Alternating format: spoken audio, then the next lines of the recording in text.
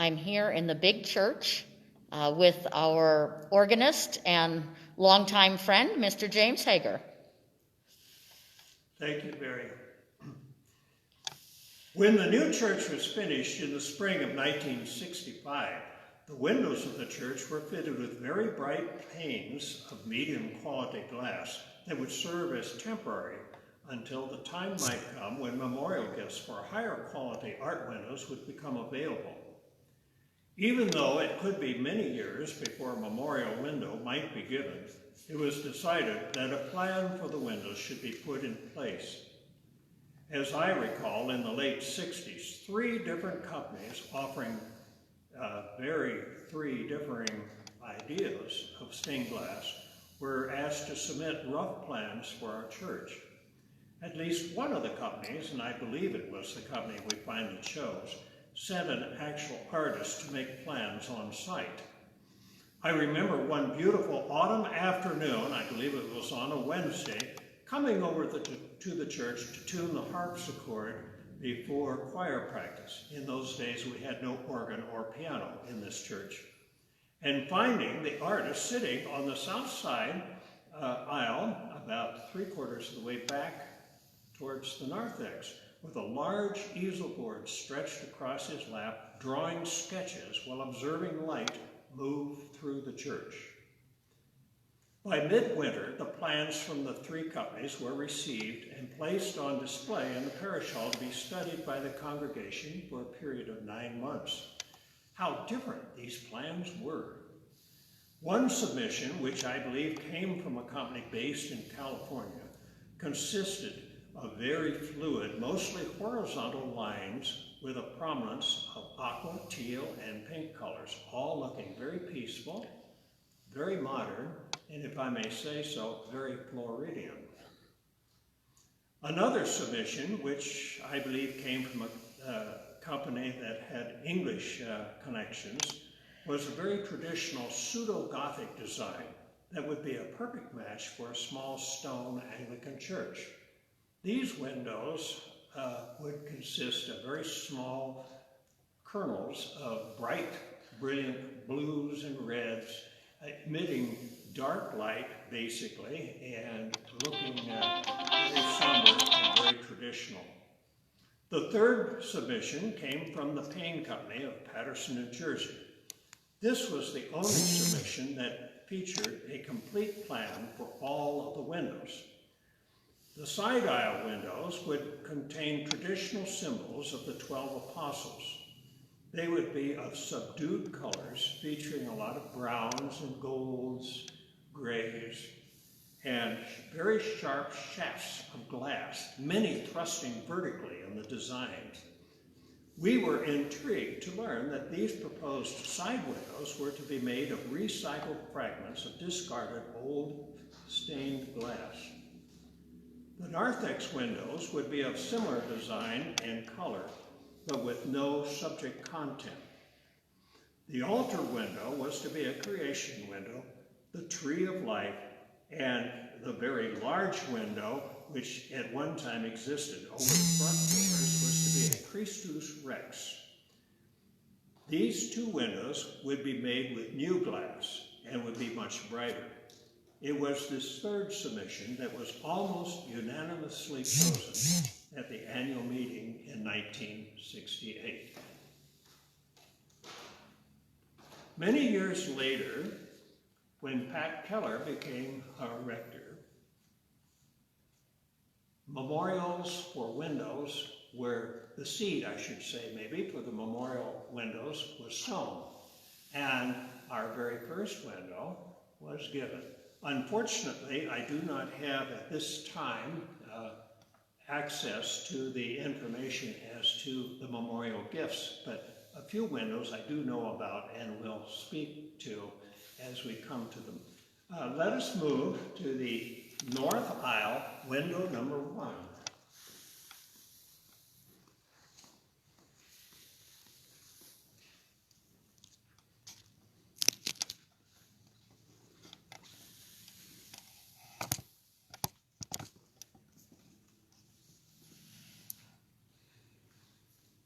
This window The St. Jude and St. Andrew window was the very first window installed. One of the problems, and one of the large complaints we had with the very bright temporary glass, was that people were distracted by the side windows as they sat in the nave. And there were a lot of complaints about having more subdued colors on these sides. So this is the reason these windows look pretty much the way they do. You will see lots of sharp pieces of glass in the window. The St. Jude window is in honor of Jude. Tradition has it that Jude traveled with his companion Simon, the apostle, and his symbol has always been the ship, and the ship represents the church. The ship traveling to many lands. Jude went to Persia, and tradition has it that he was martyred there. The second window, the Andrew window, we know that Andrew was, tradition has it that Andrew was fastened to an X-shaped cross and was tortured. Andrew was the brother of Peter, and he was a follower of John the Baptist. And Andrew, when he met Jesus, went to get Peter and brought him into the fold. Andrew has always been sort of in the shadow of Peter. We don't know a great deal about Andrew, but tradition has it that he was martyred in this way. It is also interesting to note that Andrew is the patron saint of Scotland. Now we move to the south aisle with the first window on that aisle.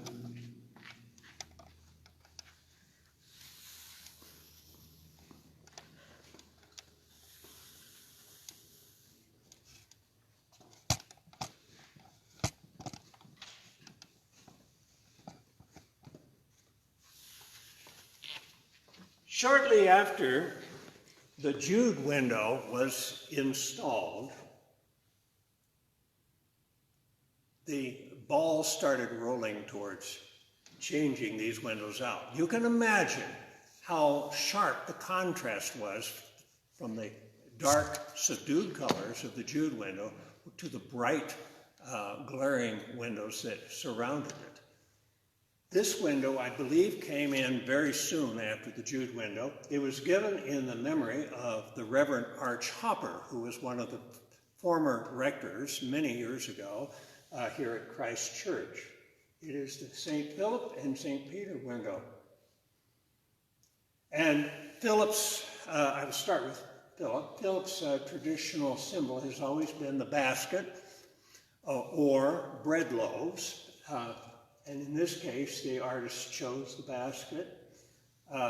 He was and when you see the windows in the little church, there's a wonderful picture of Philip holding a basket, very similar to this one, and with his hand across his mouth in marble of Jesus' miracle feeding the multitude. Philip is said to have been martyred, so we have sort of a axe at the top, which is a symbol of martyrdom. Next is probably one of the neatest windows in the church, in my opinion. This is the Peter window. We have the traditional symbol of Peter's, holding the keys to the kingdom keys. The other traditional symbol for Peter is the inverted cross, because Peter was crucified when he was martyred, and not wanting to be crucified as was Jesus, he asked to be crucified upside down. The artist, instead of using that, though, put this marvelous cock in here who is crowing, and I think this is just a very beautiful, intriguing design. And of course that represents, before the cock crows, you will deny me 3 times.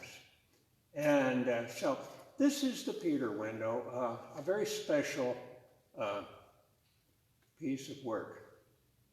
Moving on.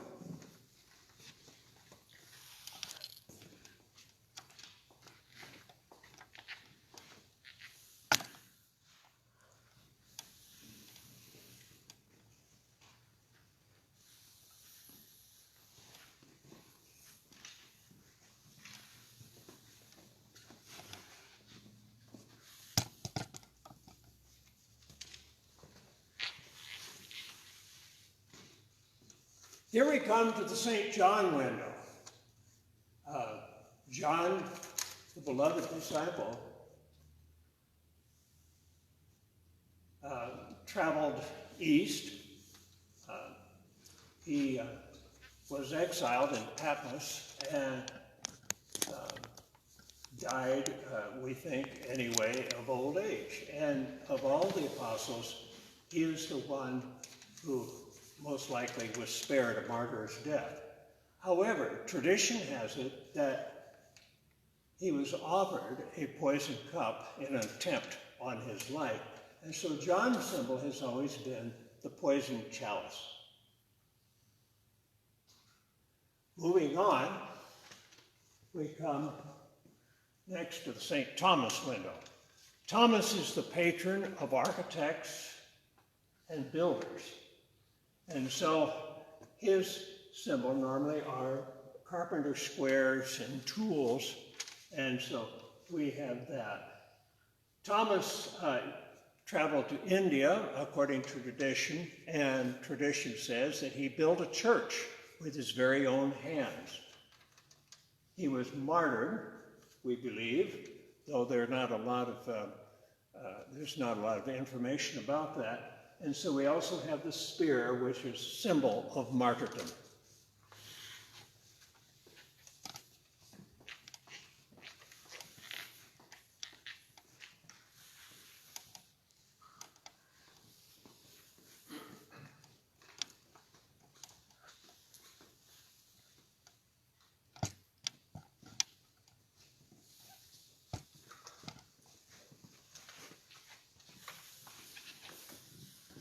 Here we have the St. Simon window.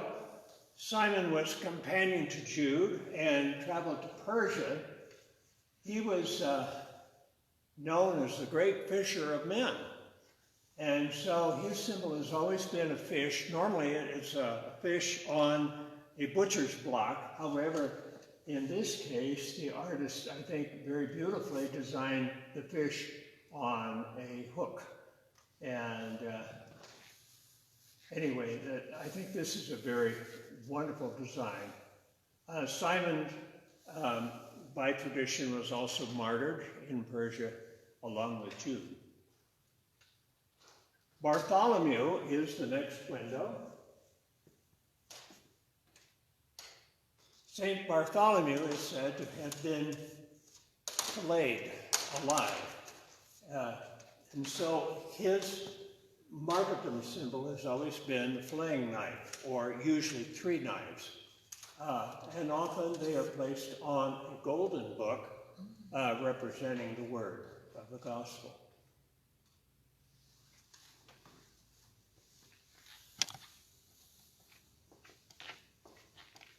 I should probably say also Simon moved to Armenia and then later India.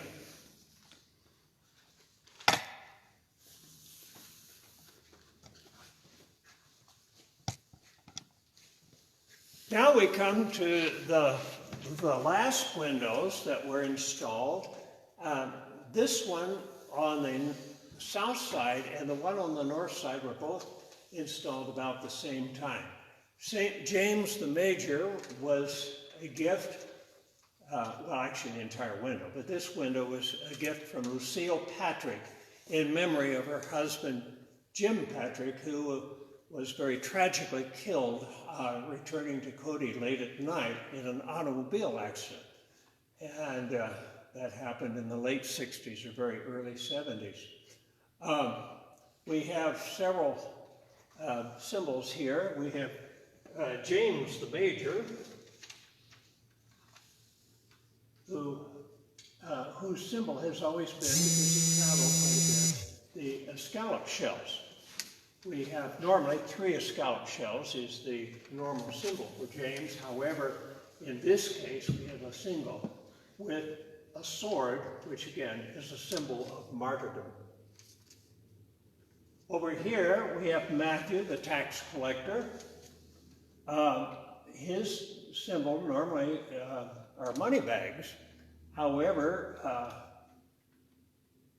they are not present in this window. We have these little curious little checkers, and I think maybe that might have something to do with collecting. I do not know. But anyway, this is a little different window, and there's a mystery to me about it. Here we have a battle axe, which of course is a symbol of martyrdom. The battle axe actually is normally the symbol for Matthias, who is across the way here. But because Matthias had his head chopped off, of course, in his martyrdom. But anyway, we have that here on this window. And so this is the Matthew window. Moving across the way, we come to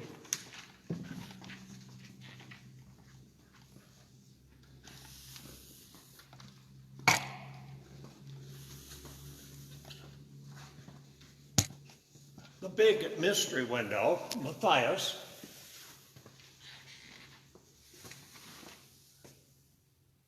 We have stones here representing his being stoned as a martyr.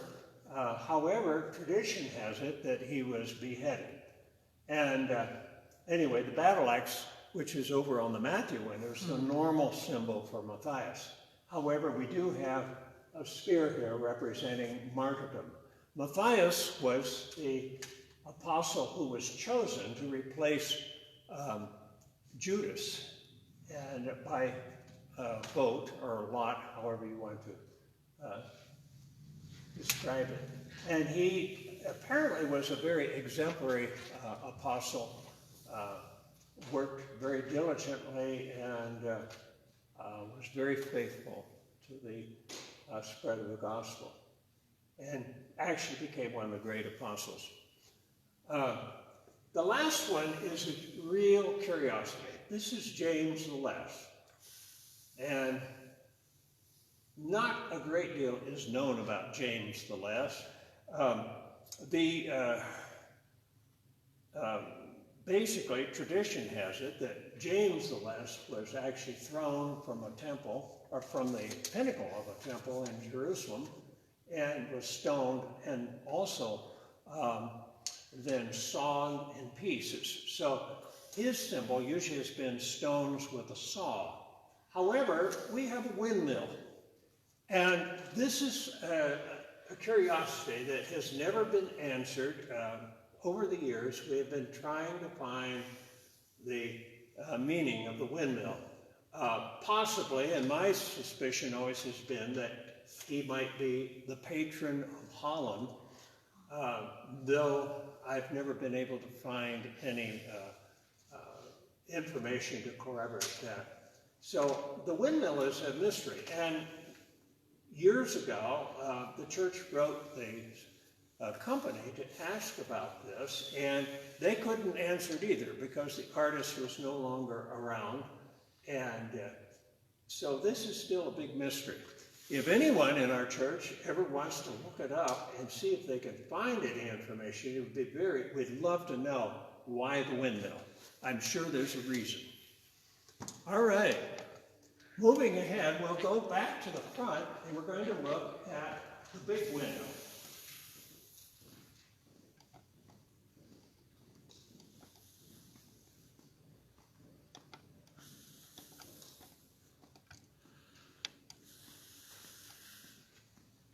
I think if our camera catches it all, this window was given by peg cone. And it was given at the same time that additions to the organ were given by Peg.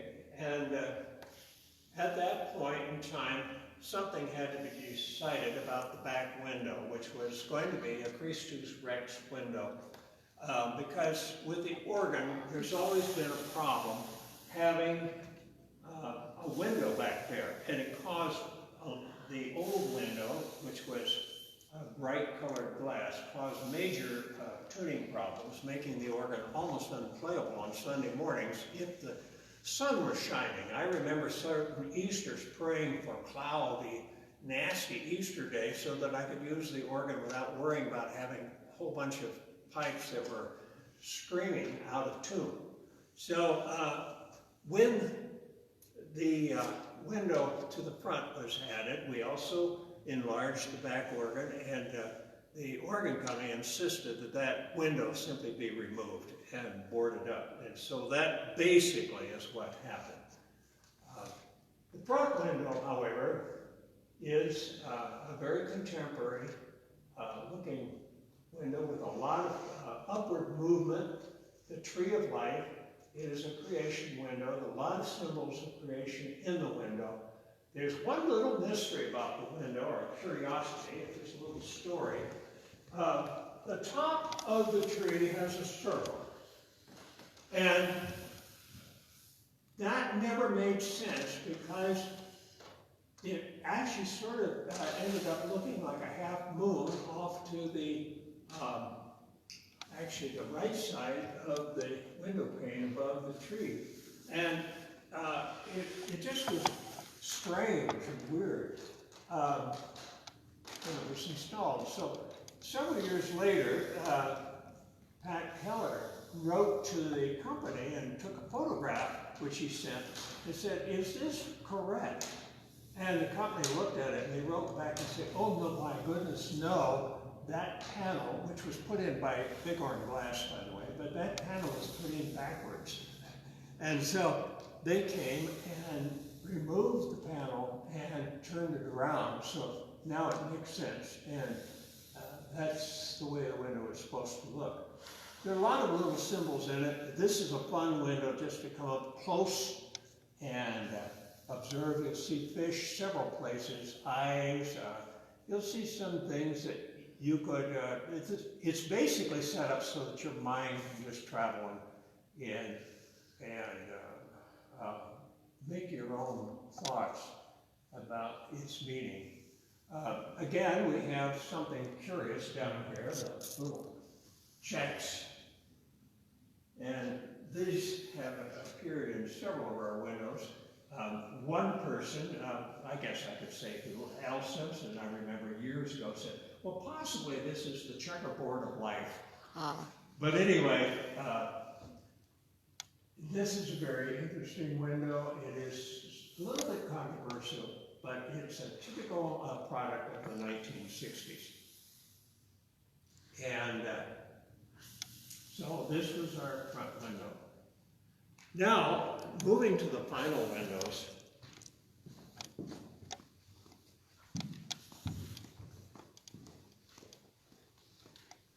The narthex used to be very dark, and most of you remember, because it was only until a few years ago, that the dark paneling was removed and the narthex was enlarged a little bit. But the idea that the glass company had originally was to continue darker memorial gifts were given for them. Decided, well, maybe we can do something with this strange extends up into the choir loft in a window shadow box. And so it makes it very difficult to come up with a really good design. But we end up with symbols here of Christ's life. And I think this is very appropriate as we're coming into the church, since our church is named Christ Church. Here we have a beautiful Star of Bethlehem. We have the Nativity, Christ, and this is what I really love. We have actually a communion wafer representing the body. It's the Cairo, the first two letters in Greek of the word Christ. I think this is a jewel. Over here we have baptism. Notice the swirling water.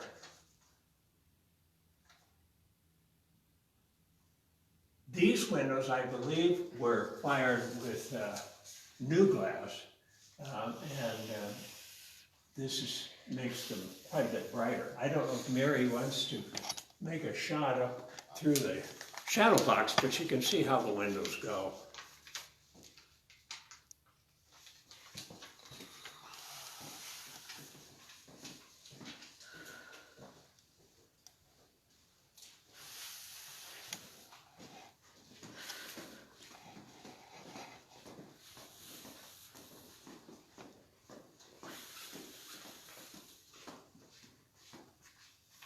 On the north side, we have the resurrection window, the empty tomb, and again, the symbol, the Cairo symbol. In another week, we will be celebrating and observing Ascension. And this window is probably, I think, one of the most powerful windows in the church. And its power comes a lot, I think, from the fact that the window can't be observed all the way because we have this shadow box and this thing. But we have the Ascension. All we see are Christ's feet in the bottom of his legs, and then this marvelous footprint left behind. And personally, I think this is an extremely special window. It's probably my favorite.